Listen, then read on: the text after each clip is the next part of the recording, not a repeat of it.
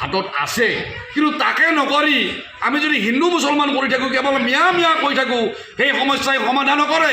আজি উজনি অসমৰ পৰা মিয়া খেদা এটা আন্দোলন হৈছে, মিয়া খেদিছে, তেওঁলোকে ক'ত থাকিব? নলবাৰী জিলাত, বৰপেটা জিলাত, ধুবুৰী জিলাত, গোৱালপাৰা জিলাত। এইবিলাক কি এইখন বাংলাদেশ নেকি? এই বৰপেটাখন, গোৱালপাৰা, নলবাৰী, ধুবুৰী এইখন বাংলাদেশ নেকি যে আপাৰ অসমৰ পৰা মিয়াবিলাক খেদিব আৰু নামনি অসমত থাকিব? গতিকে মই ভাবোঁ এইবিলাক স্থায়ী সমস্যা সমাধান কৰাৰ পথ নহয়। ইয়াৰ জৰিয়তে সমস্যা সমাধান নহয়, কিন্তু সমস্যা সমাধান কৰাৰ বিকল্প পথ আছে।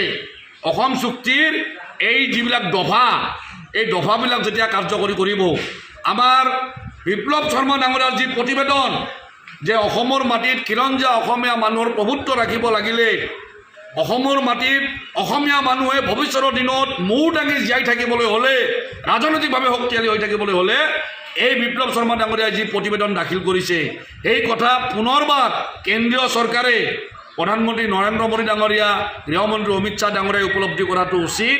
আৰু এই ক্ষেত্ৰত আমাৰ মুখ্যমন্ত্ৰী ডক্টৰ হিমন্ত বিশ্ব শৰ্মা ডাঙৰীয়াই বলিষ্ঠ পদক্ষেপ ল'ব লাগে, বলিষ্ঠ পদক্ষেপ ল'ব লাগে। তেখেতে পাৰিব, আৰু তেখেতৰ লগত এতিয়া আমাৰ মিত্ৰ দলৰ সকলোৱে লগ হৈ আছে। গতিকে তাকে নকৰি আমি যদি আইলং বাইলং কথা কৈ সময় নষ্ট কৰি বিধানসভাত আমি যদি সময় নষ্ট কৰোঁ, তেনেহ'লে জাতিটো কিন্তু আৰু ভৱিষ্যতৰ দিনত বেছি বিপদাপন্ন হ'ব, বেছি বিপদৰ মুখলৈহে যাব। গতিকে তাৰ কাৰণে মই অনুৰোধ জনালোঁ যে ক্ষমতা হাতত থাকোঁতে, ইমান শক্তিশালী মুখ্যমন্ত্ৰী এগৰাকী থাকোঁতে, ডক্টৰ হিমন্ত বিশ্ব শৰ্মা ডাঙৰীয়াৰ নিচিনা এগৰাকী ৰাজনৈতিক নেতা, তেওঁ বহু কথা আচলতে নক'ব লগা কথা বহু সাহসেৰে তেখেতে কৈ আছে। গতিকে সেই কথাবিলাক যদি জাতিৰ স্বাৰ্থত সমাধান হয়, কাৰোবাৰ ৰাজনৈতিক স্বাৰ্থত ব্যৱহাৰ হয়, তেতিয়াহ'লে জাতি সুৰক্ষা নহয়, অসমীয়া জাতি কিন্তু অসমৰ মাটিত ভৱিষ্যতৰ দিনত শক্তিশালীভাৱে জীয়াই থাকিব নোৱাৰিব।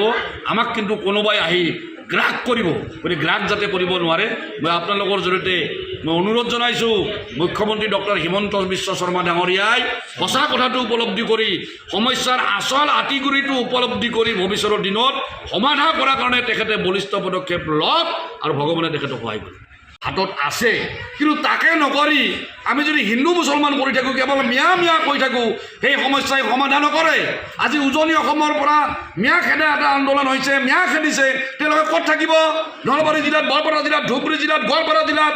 এইবিলাক কি এইখন বাংলাদেশ নেকি? এই বৰপেটাখন, গোৱালপাৰা, নলবাৰী, ধুবুৰী এইখন বাংলাদেশ নেকি যে আপাৰ অসমৰ পৰা মিয়াবিলাক খেদিব আৰু নামনি অসমত থাকিব? গতিকে মই ভাবোঁ এইবিলাক স্থায়ী সমস্যা সমাধান কৰাৰ পথ নহয়। ইয়াৰ জৰিয়তে সমস্যা সমাধান নহয়, কিন্তু সমস্যা সমাধান কৰাৰ বিকল্প পথ আছে। অসম চুক্তিৰ এই যিবিলাক দফা, এই দফাবিলাক যেতিয়া কাৰ্যকৰী কৰিব, আমাৰ বিপ্লৱ শৰ্মা ডাঙৰীয়াৰ যি প্ৰতিবেদন যে অসমৰ মাটিত খিলঞ্জীয়া অসমীয়া মানুহৰ প্ৰভুত্ব ৰাখিব লাগিলে, অসমৰ মাটিত অসমীয়া মানুহে ভৱিষ্যতৰ দিনত মূৰ দাঙি জীয়াই থাকিবলৈ হ'লে, ৰাজনৈতিকভাৱে শক্তিশালী হৈ থাকিবলৈ হ'লে এই বিপ্লৱ শৰ্মা ডাঙৰীয়াই যি প্ৰতিবেদন দাখিল কৰিছে, সেই কথা পুনৰবাৰ কেন্দ্ৰীয় চৰকাৰে, প্ৰধানমন্ত্ৰী নৰেন্দ্ৰ মোদী ডাঙৰীয়া, গৃহমন্ত্ৰী অমিত শ্বাহ ডাঙৰীয়াই উপলব্ধি কৰাটো উচিত। আৰু এই ক্ষেত্ৰত আমাৰ মুখ্যমন্ত্ৰী ডক্টৰ হিমন্ত বিশ্ব শৰ্মা ডাঙৰীয়াই বলিষ্ঠ পদক্ষেপ ল'ব লাগে, বলিষ্ঠ পদক্ষেপ ল'ব লাগে। তেখেতে পাৰিব, আৰু তেখেতৰ লগত এতিয়া আমাৰ মিত্ৰ দলৰ সকলোৱে লগ হৈ আছে। গতিকে তাকে নকৰি আমি যদি আইলং বাইলং কথা কৈ সময় নষ্ট কৰি বিধানসভাত আমি যদি সময় নষ্ট কৰোঁ, তেনেহ'লে জাতিটো কিন্তু আৰু ভৱিষ্যতৰ দিনত বেছি বিপদাপন্ন হ'ব, বেছি বিপদৰ মুখলৈহে যাব। গতিকে তাৰ কাৰণে মই অনুৰোধ জনালোঁ যে ক্ষমতা হাতত থাকোঁতে, ইমান শক্তিশালী মুখ্যমন্ত্ৰী এগৰাকী থাকোঁতে, ডক্টৰ হিমন্ত বিশ্ব শৰ্মা ডাঙৰীয়াৰ নিচিনা এগৰাকী ৰাজনৈতিক নেতা, তেওঁ বহু কথা আচলতে নক'ব লগা কথা বহু সাহসেৰে তেখেতে কৈ আছে। গতিকে সেই কথাবিলাক যদি জাতিৰ স্বাৰ্থত সমাধান হয়, কাৰোবাৰ ৰাজনৈতিক স্বাৰ্থত ব্যৱহাৰ হয়, তেতিয়াহ'লে জাতি সুৰক্ষা নহয়, অসমীয়া জাতি কিন্তু অসমৰ মাটিত ভৱিষ্যতৰ দিনত শক্তিশালীভাৱে জীয়াই থাকিব নোৱাৰিব।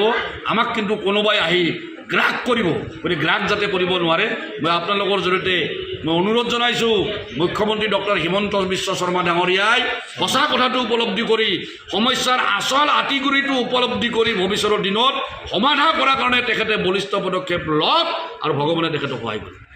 যিকোনো খবৰৰ বাবে যোগাযোগ কৰক 7099017330 অথবা 709901 17 170